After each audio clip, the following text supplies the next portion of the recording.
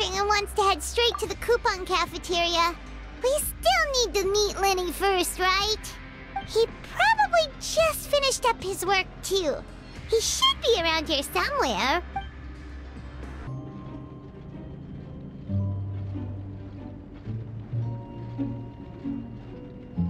Hey, over here. Ah! Oh, you scared Paimon! How did you appear out of nowhere like that? Oh, you scare so easily now? Is there something worrying you these days? Oh, you little... The only thing we're worried about was trying to find you.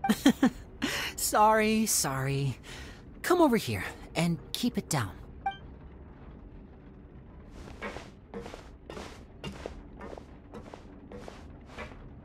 Oh, Lynette!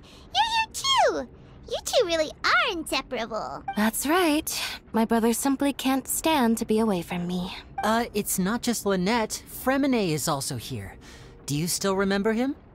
Oh, you mean that diver from the House of the Hearth, right? Paimon remembers seeing him in the Court of Fontaine before. Now hurry up and tell us, how did you end up as criminals this time? We fought so hard at court to prove you were innocent, but now it looks like our incredible court battle was for nothing! Sadly, even the teeniest of things can land you in prison these days. I put together a street performance and used the popularity we gained from the Opera House incident to attract a big crowd. And then? Next, I invited several audience members to participate in the show. And then, with the entire audience watching, their wallet suddenly disappeared. My brother was charged with theft, and I was charged as his accomplice, having assisted him in his crime. It really isn't that bad. The missing wallets are all in the leftmost drawer of the Maison Gardiennage's big filing cabinet. We just need to see how long it takes to discover them. Yep, we should be released then. In terms of the magic trick itself, I think the performance went perfectly. Leave it to Lenny to magic himself into prison. Indeed. Last time I hid my identity from you, I promised that I'd tell you absolutely everything if you were angry about it. No more secrets. So I don't plan on keeping anything from you this time either. At the moment, the House of the Hearth's interests don't conflict with yours at all. We were instructed by the father of our house, the Knave, to come here and conduct an investigation. Told you so! See? Paimon guessed right. As for what we're investigating, perhaps you haven't heard, but the fortress of Meropide hides a secret. Some even say that the entire fortress exists just to protect it. The House of the Hearth has been investigating this for a very long time, trying to uncover its mysteries. But recently, all of our informants, including the ones that had infiltrated the guards, suddenly vanished and have not been heard from since. We believe that this is a direct provocation, and it's the reason why we came here. Father has somehow managed to confirm that Focalors does not have Fontaine's gnosis. Huh? How did she manage to learn information that important? Father has her ways. Many of them are beyond our imagination, and we've never had the chance to see her at work. But we trust her conclusions. It was this information that led us to suspect that Fontaine's gnosis might be in the fortress of Meropide and is related to that secret. So it's all about the gnosis again. Well, that's about it from our side. How about you two?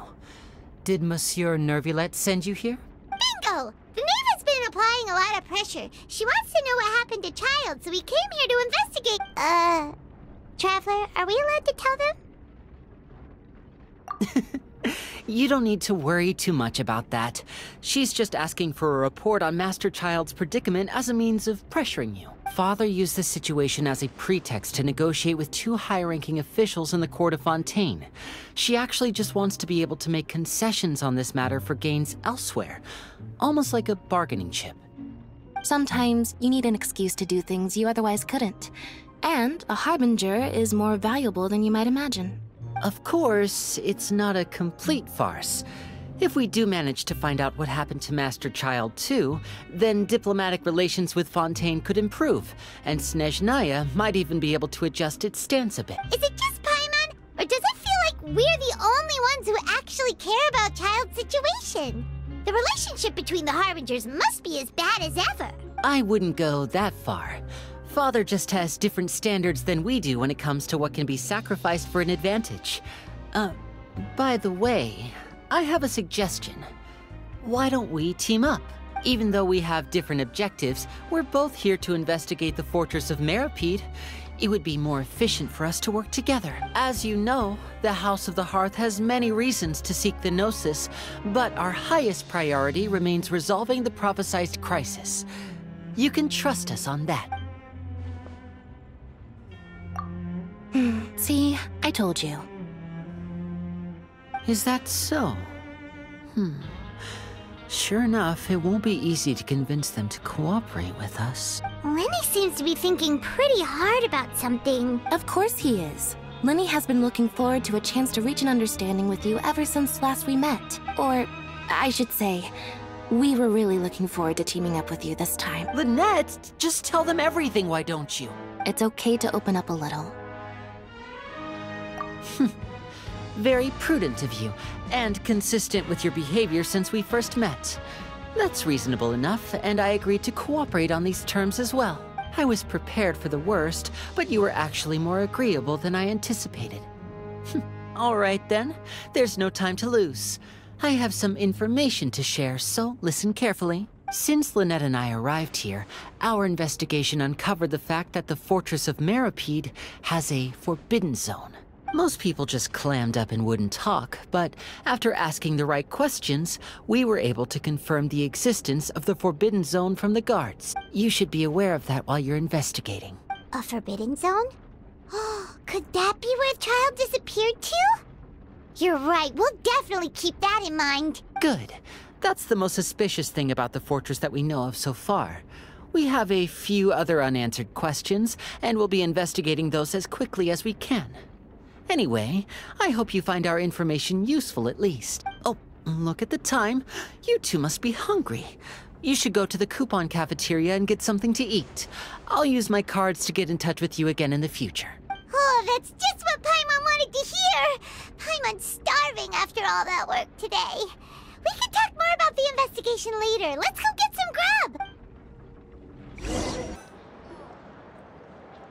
Oh, he wasn't kidding.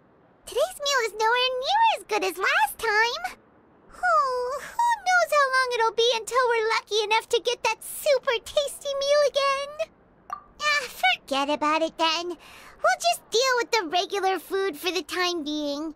Let's just get out of here as soon as possible. But life here doesn't seem all that bad. Other than the foreman being kinda mean and the work being pretty tiring. You think so, mate?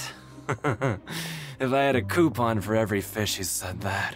Seems you fishies still haven't learned your lessons from your life up on the surface. If you take things at face value, then by the time you reach a dead end, you won't even know how you ended up on that road in the first place. I like your attitude. I can, let you in on a little something. Everyone's been telling you to just follow the rules and not cause any trouble for yourself. Am I right? But what they don't tell you is that the rules aren't exactly what they pretend to be. The rules for being a prisoner. The truth is, this place has a lot of hidden rules. Huh? Hidden rules? Not everyone knows about those rules, but whether you know them or not, once you break one, you might encounter something even worse than death. Really? Oh, now you're really scaring poor Paimon. Don't joke around like that! Of course. And I'd say that just disappearing would be one of the better outcomes. Oh, you mean that if there really are hidden rules, then Child's disappearance might have something to do with that? In that case, would you tell us some hidden rules? We definitely want to avoid breaking them. Come on, mate. This is valuable information. The difference between life and death. Do you really think you can just ask and I would tell you? Paimon understands, but we don't have many credit coupons yet. Yeah, I know. Not like I'm going anywhere. Just come talk to me after you've saved enough. Moreover, you're new fish, freshly caught, and completely out of your element. What'd be the point in even telling you anything before you've gotten a handle on your new lives? Come and find me once you've been here longer. I'm usually around the Rag and Bone shop. Just call me V-Doc. Bye-bye now. He left. Just like that. Huh. Do you think he's just trying to scare us into buying fake information from him?